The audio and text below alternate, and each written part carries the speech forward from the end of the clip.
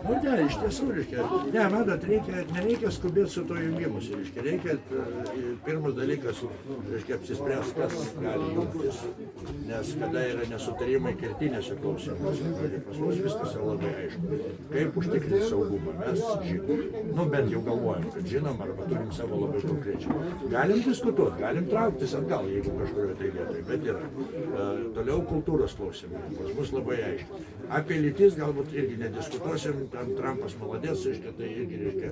Lytis, čia nevertas diskusijų objektas. Jo, nevertas diskusijos objektas. Šeimos, demografijos klausimas, reiškia, migracijos klausimai, tai čia pagrindiniai. Ekonomikos klausimai irgi labai aiškus. Aš su to Ilja esu vieną kartą diskutavęs, jisai kažkaip gerai pasakęs, nu, mes čia labai seniai buvo, sako, mes nesuprantam, kad Lietuvoje pinigai guli va čia. Taip. Sako, tingit pasilikti. Aš dabar pasižiūriu, reiškia, nes, pavyzdžiui, nu, grubiai tariant, reiškia, kada man teko pirty sėdėti su... Vienas trūkumas, kad čia pasirodo jau yra parduota. Čia jau nebe mūsų. Dėl to mūsų apskaitoj, kad auditą Jankuns paprašė padaryti, apskaitoj Lietuvos resursai nefigūruoja. Tai ką reiškia? Tai reiškia, kad jie jau parduoti. Ne, tai žiūrėkit. Jie nėra apskaitoję. Yra tie keliai, nes, matot, aš daug remiuosi savo patirtim. Tai, pavyzdžiui, mano patirtis, kas liečia šitos dalykus, yra labai nebloga. Nes aš tapau pirmuoju Lietuvos NATO kariuomenės vadu. Kam aš tą sakau? Todėl, kad iki to buvo viena diskusija. Tada vadovau sausumai, ten, nu, kalbėjom, atvažiuoju, ten, kaip tik tai tapom NATO nariais. Atvažiavo labai rimta komisija, su labai rimtais dokumentais ir pasakė labai rimtus dalykus. Jie maždaug skambėjo taip. Aljansas, kuriam 50 metų, dėl jūsų tikrai nesitransformuos. Jūsų niekas čia nevertė. Jūs labai norėjote. Tai va čia yra reikalavimai. Ne prašymai, ne rekomendacijos kaip ir reikalavimai. Kokie dalykai, ten beje labai logiškai, aš jas visus tada skaičiau pats asmeniškai, ten labai logiškai, ta prasme... Ne, tai jie logika remiasi, jo, suprantu. Ir mes turėjom įgyvendinti darbus. Tai kada pradėjom įgyvendinti, tai ten įsikišim, kad nagus gauni, ten įsikišim. Tik tai viskas teisėta, bet viskas.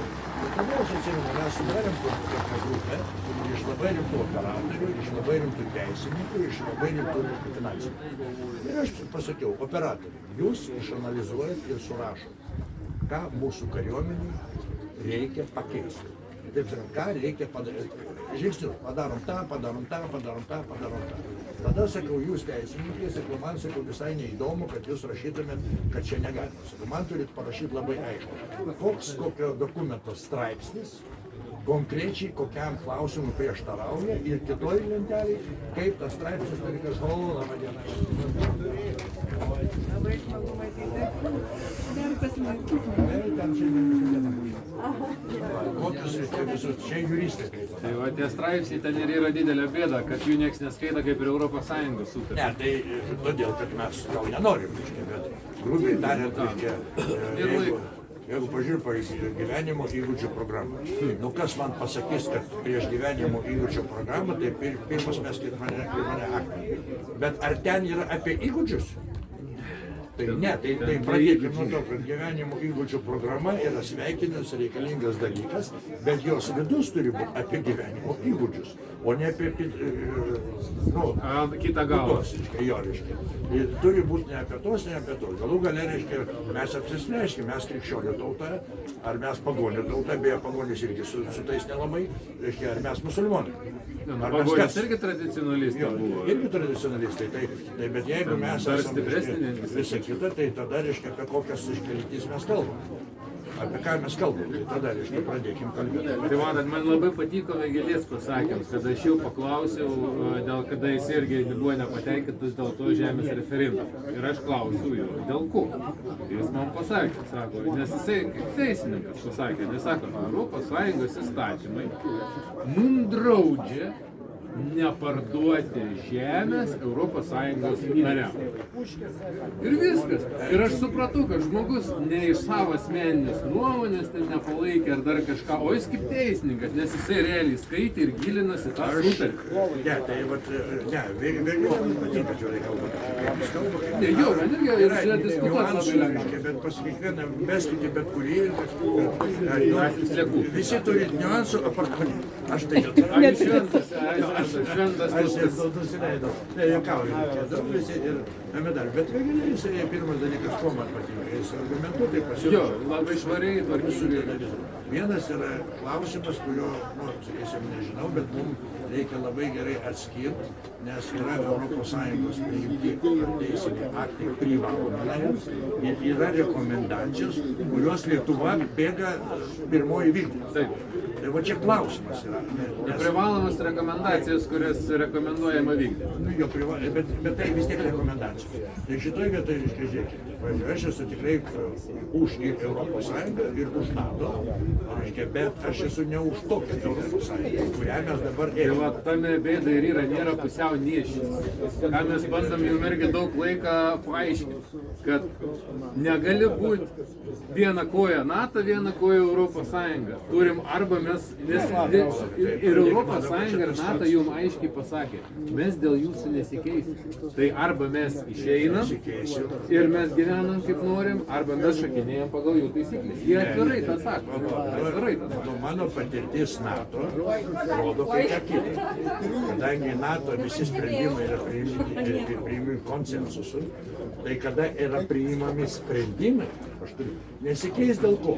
Dėl tų standartizacijos sutarčių, kurios yra pasirašytos, dėl, reiškia, mokymo procedūrų, kurios yra įdėktos, ta prasme nesikeis. Bet kada NATO priiminėja sprendimą, ir aš esu matęs, o todėl yra tas procesas, net oficialus vadinasi decision shaping, tai yra sprendimo parengimo procesas. Maždaug 18-24 mėnesius jis truks. Kodėl tie sprendimai taip sunkiai eina? Nes turi būti konsensusas. Ir net tokia valstybė kaip Lietuva, ką apie ją šiandien labai sėkmingai, kad Ukraina pakalbėkime.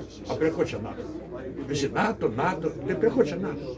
Kas nors matėt NATO sprendimą dalyvauti arba remti Ukrainą? Aš nemačiau. Nes NATO sprendimų nėra tokio. NATO valstybės, taip, bet tai yra NATO valstybės ir NATO yra kitas dalykas. Tai kadangi aš esu matęs tų atvejų, kada net kariuomenės vado lygmenį, nes jau sprendimai tie politiniai kiti, bet karinis komitetas formuoja tą vadinamą karinį patarimą, prieš kurį NATO istorijoje nei karto nieks neėjo. Todėl, kad jeigu tu eini prieš karinį patarimą, mes su ministrais tokia darydavau, kada jau matydavau, kad riba, aš atnešdavau raštišką kariuomenės vado karinį patarimą. Ir nuo tos sekundės ministras vis tiek turi teisę priimti sprendimą, kadangi jį pastatė valstybė žmonės. Bet tik atsakomybės daugiau kariuomenė neneša. Tai yra jo asmeninė atsakomybė, paprastai. Ir šiaip dabar jau greičiausiai to ir nėra. NATO istorijoje nėra buvę, kad NATO politinė vadovybė priimtų sprendimą prieš karinį patarimą. Todėl kariuomenės vado rolė yra labai svarbi. Ir aš mačiau, kad ten, kada kai kurios valstybės pradeda reikšti, nepriprasta paprastai lietuoti, bet pradeda aiškinti, kad jų valstybė turi savo abejonių ir taip toliau, tada prasideda derinti. Tas. Plius vėlgi NATO viduje yra keli sprendimai. Pirmas tai yra NATO sprendimas, kuris privalomas visiems. Antras yra, reiškia, valstybė gali paremti, reiškia, bet nedalyvauti. Taip sakant, aš remiu NATO sprendimą, bet Lietuva čia nedalyvauja. Ir trečias, kitaip sakant, ten lankstumo to pakanka. Reiškia, tik tai reikia, kad mūsų politinė vadovybė naudotųsi jai suteiktom galimybėm. Ir aš su jumis sutinku. Čia ne pusiau neščias, bet jeigu, pavyzdžiui, mes paimsim vengrus, tai jie labai neneščia. Jie labai aiškiai atstovauja savo nacionalinius interesus. Štai antras klausimas. Bet jis grasina, išmėsim iš ES, išmėsim iš NATO, jūs išdavyti. Tai grasin gali, tokio mechanizmo nėra. Nei NATO, nei ES išmetimo nėra. Tai yra pirmas dalykas. Antras dalykas, vėlgi, reiškia, yra, pavyzdžiui, aš klausiau Orbano kalbą.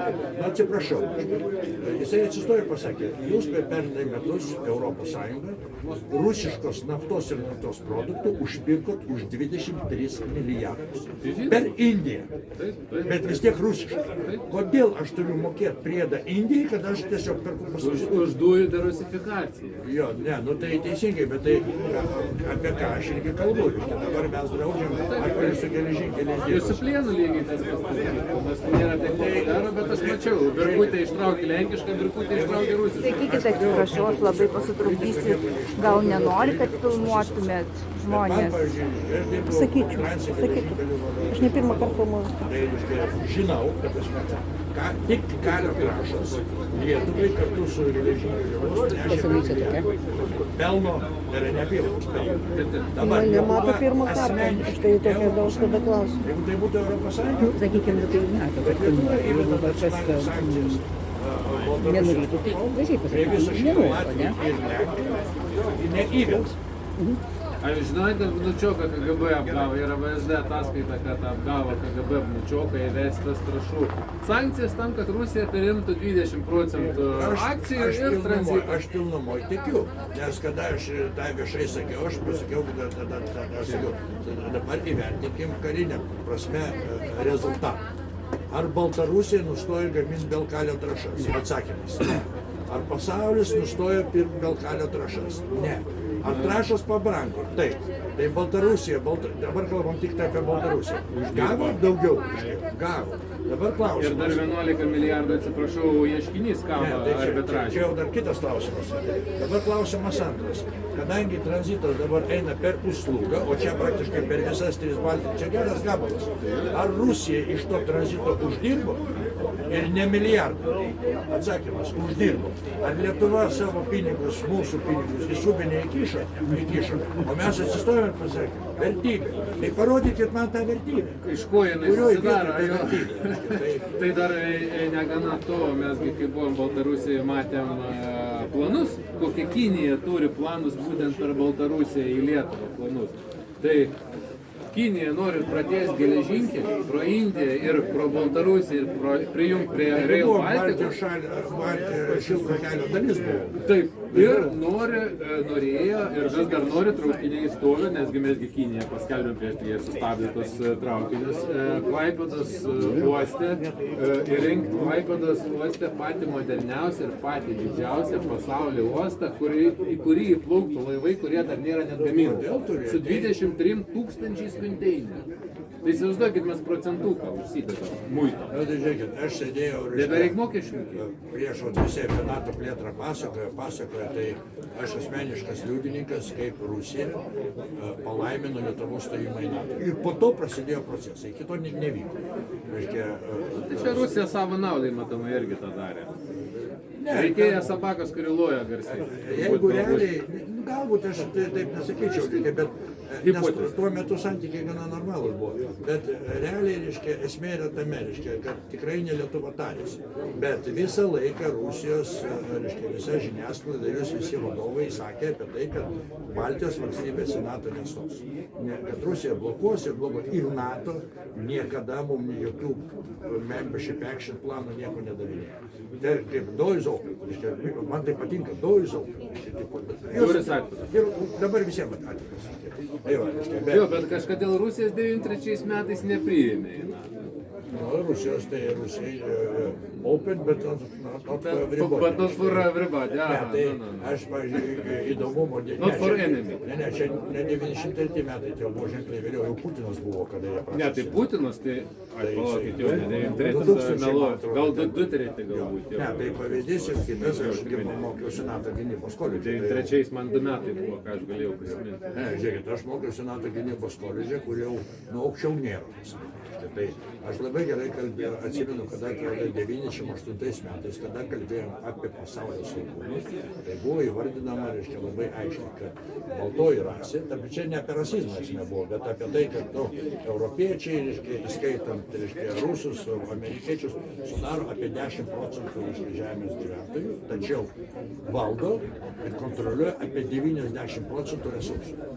O kiti visi 90% valdo tik tai 10%. Ir tada sakė, kad mes turim suprasti, kad ateis laikas, kada anie norės persikėti. Ir tada buvo vienareikšmis siūlymas.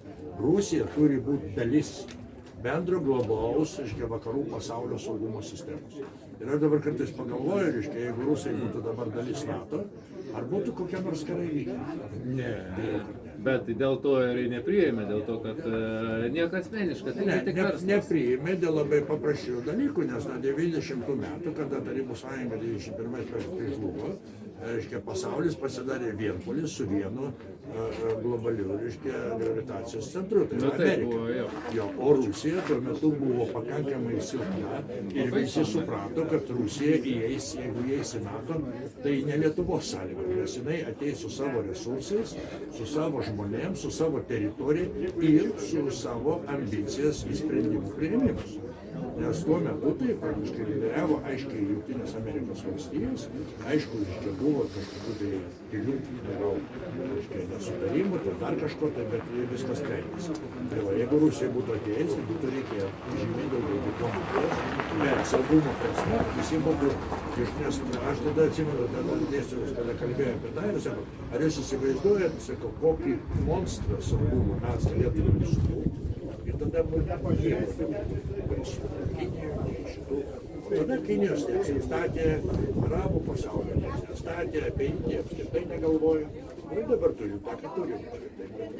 Nu, aš manau, bendrai žmonija susivienys, kada supras, kad turi vieną bendrą priešą iš išorės ir tada galų gale pasibaigs visi tie karai. Kas tas priešas? Rusija.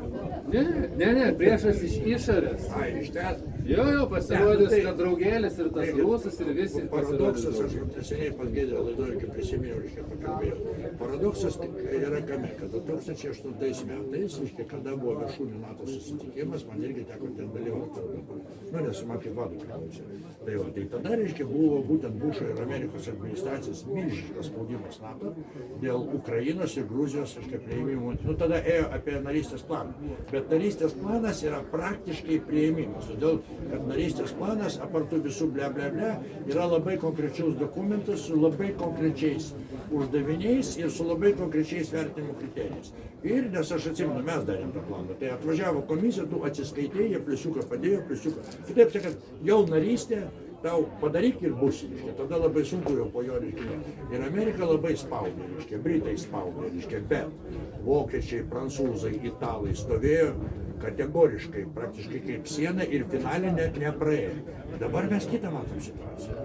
Amerika sako, kad Ukraina NATO nebus niekada, nu ką aš tikiu, kad tai Nes tikrai toks nebus. susitarimas tarp Rusijos ir JAV. Ne, nu, čia viskai plačiu, kaip bebūtų. O Europa dabar sako, ir Lietuva, duodam narystę NATO. Dabar grubiai tariant, jeigu narystė NATO, kariaujančiai valstybei, tai mes visi kariaujame. Vienokia ar kitokia forma. O dėl to tai mes tiesiog ne viską skaitom, nes Jungtinių tautų chartija labai aiškiai įvardina, kad kiekviena tauta turi teisę apsispręsti dėl savo saugumo garantijų. Bet užmirštam pasakyti, kas eina toliau. Tačiau Yra pasekmės. Ne, vienai jokiai valstybei saugumo garantijos negali būti sutiktos kitos valstybės saugumo O čia Vaitkaus žodžiai dažnai vartojami. Tai turit bendrų frazių. Vaitkus daug ką vartoja tą, ką aš papasakojau. Tai labai gerai, va turit kažką jau bendro, turit, tai nuo to reikia pradėti. Turim daug nemažai bendrų pozicijų. Nes manau, dėl ko susipjauti visada galim rasti priežasčių. Atsiprašau, norėčiau jūs labai pertraukti. Labas, pertraukti.